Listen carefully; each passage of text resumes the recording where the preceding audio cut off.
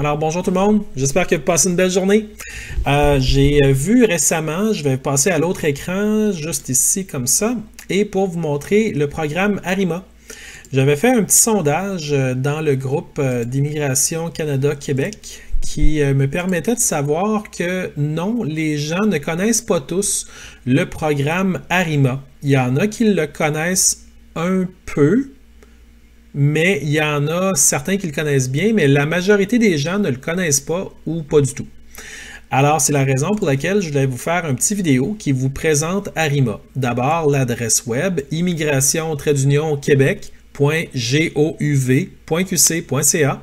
Vous allez arriver sur la page et ça parle du programme ARIMA. Il faut comprendre que ARIMA, c'est votre accès au service d'immigration en ligne du gouvernement du Québec. Si vous voulez venir vivre au Québec, c'est la place où vous devez aller manifester votre intérêt idéalement.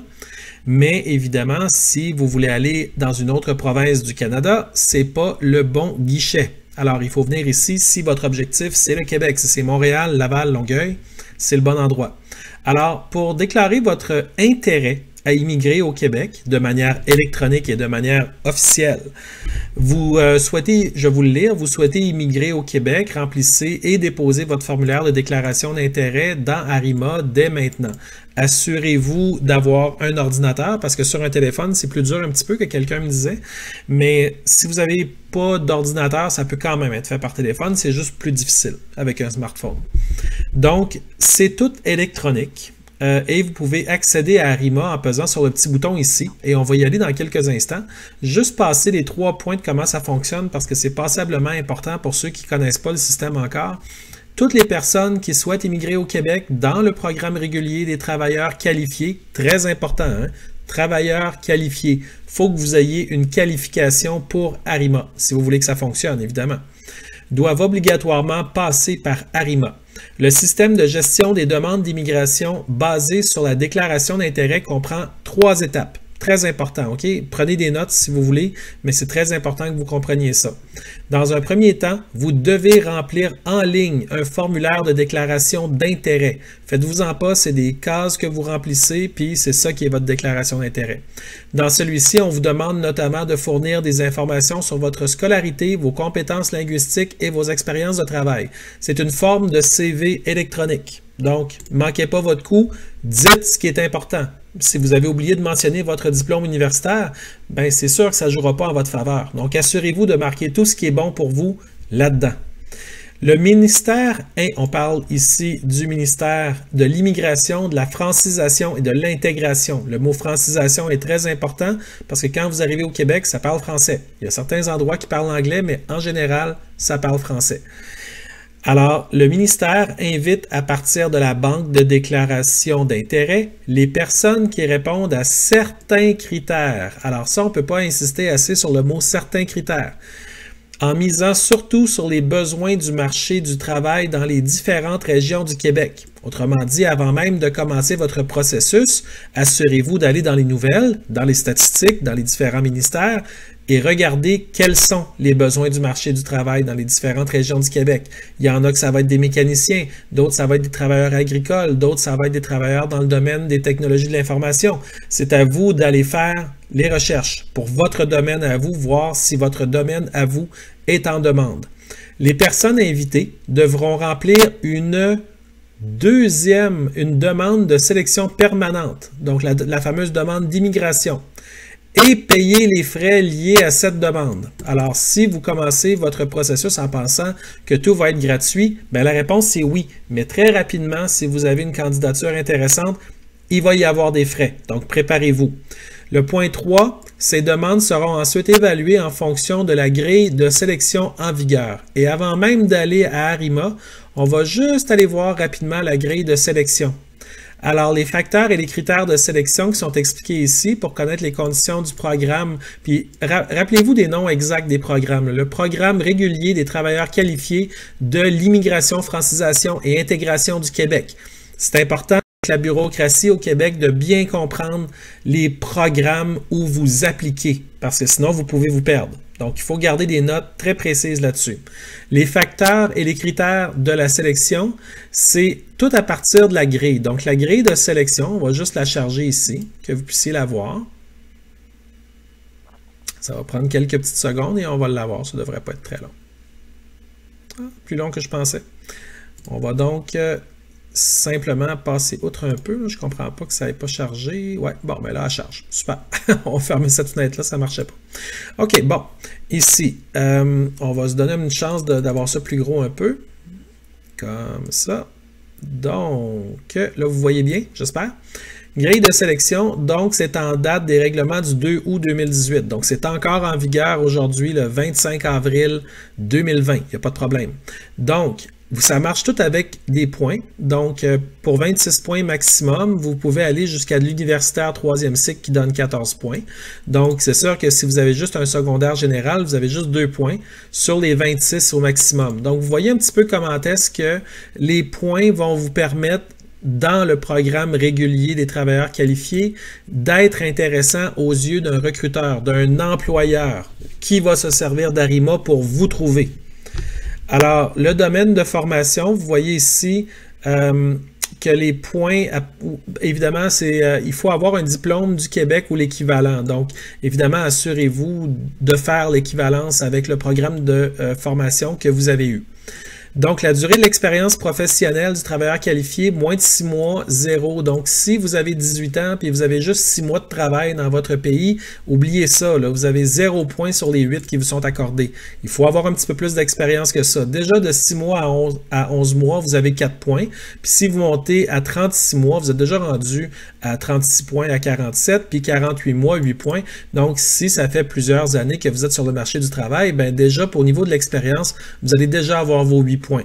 Ensuite de ça, pour l'âge, vous devez déclarer votre âge, très important. Puis, comme vous voyez, les plus jeunes rentrent énormément plus. Donc, une des très grandes questions qu'on a dans les forums, c'est « J'ai 50 ans, est-ce que je vais pouvoir rentrer? » Bien, la réponse, c'est oui, parce que sur les 103, les 103 ou 120 points, parce qu'il y en a qui sont variables selon qui vous êtes, là, mais sur les 120 points, si vous êtes très vieux, ben, vous avez 0 points sur l'âge, qui compte pour 16 points maximum. Mais vous n'avez pas tout perdu parce que pour les autres points, vous pouvez avoir, si on veut, des points qui vont fonctionner. Alors, pour les connaissances linguistiques, très important, le français. Donc, la personne qui ne connaît pas le français, comme vous voyez, va perdre énormément de points très vite sur les connaissances linguistiques. Donc, assurez-vous d'avoir un excellent français. Et si vous êtes capable de connaître l'anglais, tant mieux, ça vous donne des points de plus, mais c'est surtout le français qui compte au Québec. Ensuite, les séjours et familles au Québec. Les séjours à des fins d'études ayant mené à l'obtention d'un DEP. C'est pour ça que les gens qui veulent venir étudier au Québec, ben tout ça, ça fait partie d'un ensemble. Donc, ça fait partie des nombreuses facilités pour connaître la région, connaître les employeurs, connaître finalement les opportunités qui peuvent se présenter à vous. Donc, allez-y avec l'angle qui va être le mieux pour vous. Caractéristiques de l'époux ou du conjoint de fait qui accompagne, donc très important. Si le conjoint a son universitaire de 3e cycle, ça va compter. Donc, évidemment, plus votre conjoint ou votre conjointe est éduqué, bien, plus vous allez gagner des points aussi. Le domaine de formation, même chose. Donc, on passe à l'autre page, puis ensuite, l'offre d'emploi validée. Donc, si vous avez déjà des contacts avec un employeur, il y a des régions comme l'Abitibi-Témiscamingue qui vous donnent plus de points. Alors, si vous voulez aller travailler, évidemment, dans des régions qui sont évidemment très connues, c'est sûr que là, il y a moins de points. Mais si vous voulez aller travailler dans des régions moins connues un petit peu, ben là, pour vous qui venez de l'extérieur, ça donne plus de points. Comme en Chaudière-Appalaches où moi je suis situé, c'est 14 points. Donc, c'est beaucoup de points quand même là, qui s'ajoutent si vous allez dans une région. Et puis ensuite de ça, le seuil éliminatoire d'employabilité. Donc, les enfants de 12 ans ou moins, donc par enfant, c'est 4 points. Donc, c'est la raison pour laquelle si vous avez beaucoup d'enfants, ça peut jouer en votre faveur aussi, mais ça ne sera pas le seul critère déterminant, parce que si vous avez que des enfants, bien, vous ne passerez pas la barre, puis vous ne pourrez pas venir travailler ici. Ensuite de ça, ça s'arrête. Le document, il s'arrête là pour la grille. Donc, on revient ici qui explique les facteurs et les critères de sélection. Ici, on explique finalement que vous devez accumuler le plus de points possible puis répondre de manière honnêtement. C'est un peu ça qu'on demande là. Ici, on revient et on clique. En fait, vous allez peut-être recevoir des invitations aussi. Ça, c'est très important. Le ministère de l'Immigration procède aux premières invitations dans Arima dès juillet 2019, mais on sait qu'il y en a d'autres des invitations qui ont été faites depuis, là. Présentement, vous savez que nos frontières sont fermées en raison de la crise sanitaire du COVID-19, donc on ne peut pas rentrer au Canada même si on voulait, donc c'est pas le temps. Mais par contre, quand ça va probablement réouvrir un jour, tout ça, donc les critères que je vous dis là vont tous s'appliquer, évidemment. L'information pertinente sur Arima, donc évidemment, on vous demande d'utiliser un furteur connu pour venir faire votre demande, une plateforme évidemment, idéalement iOS version 11 ou plus, donc je sais qu'il y en a qui ont Android, donc ça peut fonctionner, mais c'est pas idéal. Parce qu'évidemment, si on a un écran plus large, ça va juste mieux aller. On a une foire aux questions, j'y reviendrai. Puis l'aide pour Arima aussi, des tutoriels, j'y reviendrai aussi. Mais pour l'instant, on va juste aller faire un petit tour de l'autre côté du bouton, parce que je sais qu'il y en a beaucoup qui voulaient juste savoir qu'est-ce qu'il y avait de l'autre côté. Il y a tout d'abord une protection CAPTCHA. Donc là, vous êtes maintenant dans la salle d'attente. Donc avant de pouvoir aller remplir votre formulaire, vous devez attendre. Dans mon cas, ça me dit que c'est à mon tour. Donc là, une petite musique commence. Vous allez maintenant être dirigé vers le site web. Donc dans quelques instants, on va être redirigé. Et voilà, on est redirigé. Donc là, on est sur la plateforme Arima. On a comme attendu dans la salle d'attente. Ça n'a pas été trop long, hein, comme vous avez vu. Puis là, on est rendu dans Arima. Alors, toute personne désirant utiliser les services doit créer un compte, compléter son profil, sélectionner le service désiré. Comme vous aurez compris, moi, je suis déjà citoyen canadien, je travaille déjà ici, j'ai déjà ma vie au Canada, donc je n'irai pas faire une demande pour venir vivre au Québec. Je vis déjà ici. Alors, je fais ça pour vous donner un coup de pouce, pour que vous puissiez voir comment tout ça fonctionne. Donc, vous allez simplement suivre les instructions. Et vous allez aller de l'avant. Donc, vous pouvez commencer avec pour utiliser les services, puis poursuivre votre dossier service DSP PRTQ. Ici, vous pouvez simplement venir puis suivre les instructions, là. Donc, le portail Arima, le compte, déclarer gratuitement votre intérêt, c'est ça. Donc, on peut quitter la file en tout temps, oui, évidemment, là, juste ici. Donc, pour accéder à la centre mon projet Québec. Et voilà. Donc, vous voyez un petit peu comment ça marche tout ça. Et puis, c'est une vidéo que je vais mettre en commentaire juste ici en bas, afin que tous ceux qui ont des questions puissent voir la vidéo. Mais vous comprendrez qu'évidemment, le projet avec Arima, c'est un projet qui est très sérieux. Donc, vous voyez, votre tour a commencé à 17h24. Donc, si on devait peser sur le bouton pour continuer, ben là, vous voyez, il faudrait s'authentifier. Mais évidemment, moi, j'ai pas de compte. Alors, c'est pour ceux qui veulent revenir, ils pourraient s'authentifier. Donc, moi, j'annule tout ça. Je n'en ai pas besoin. Donc, oui, j'annule ma demande. Puis, si j'avais voulu en commencer une, je l'aurais commencé par ici. Puis là, ben, il aurait fallu que je commence par créer un compte. Et puis là, dans l'inscription, j'aurais fait demander un code de vérification après avoir mis mon courriel. Donc, c'est une procédure très officielle. Vous devez vraiment suivre les instructions. Il n'y a pas moyen d'aller plus vite que le système. Mais une fois votre demande faite, ben, électroniquement, vous pouvez réaccéder à votre dossier autant de fois que vous voulez. Il n'y a pas de limite. Alors, j'espère que tout ça, ça vous a permis de comprendre un petit peu mieux. Ça sert à quoi Arima, comment ça fonctionne.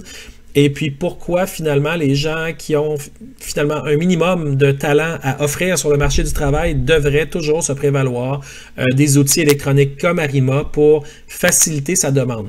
Une affaire très importante à savoir, c'est que depuis le mois de février, les employeurs ont accès à Arima eux aussi. Donc, il n'y a pas que les fonctionnaires de l'Immigration Québec qui ont accès, il y a également des employeurs. Donc, certains employeurs sont beaucoup plus pressés d'embaucher. Donc, il y a peut-être un avantage énorme pour les gens qui ont soumis de belles candidatures via leur projet Mon Québec, Mon Projet Québec avec Arima. Donc, c'est à vous de voir à faire du sens selon les critères d'Arima et je crois que vous allez avoir beaucoup de succès.